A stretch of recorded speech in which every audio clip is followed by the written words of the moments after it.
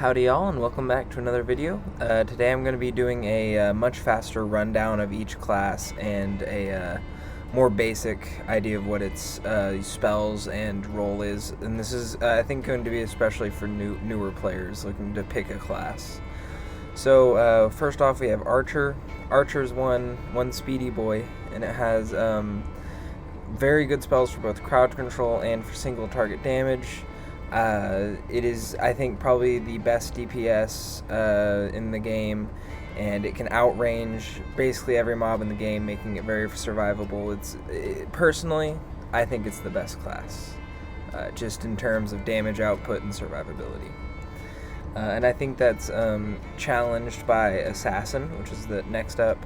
And Assassin basically is just close-up combat, very survivable.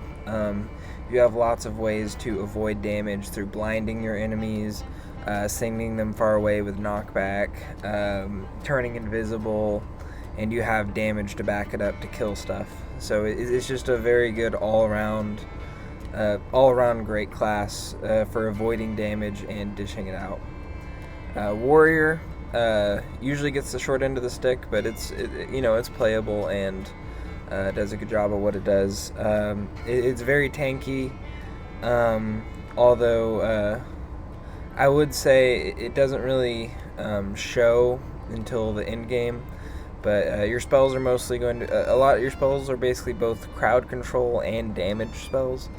So like uppercut launches enemies in the air, bash pushes stuff back, which can sometimes be annoying, but there's ways to deal with it. And you can definitely deal non-trivial damage with Warrior.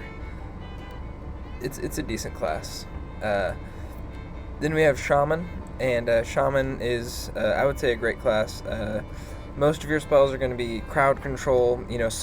Basically the idea is you have this totem, and the totem will heal stuff in a range and will suck mobs in for team support and for you to deal damage to them. It's a great class and very good for groups of enemies and room clearing and stuff. Not as great against bosses. And then there's Mage.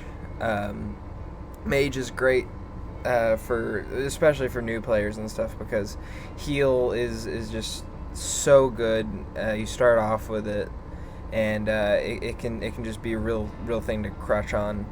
And Ice Snake and Teleport are pretty good crowd control. Ice Snake will freeze stuff, Teleport blind stuff, and it's just a really good traveling spell. And you have decent damage to back up your healing, but again, the main point of Mage is that you're just very survivable. You can be a good team support and deal out non-trivial damage.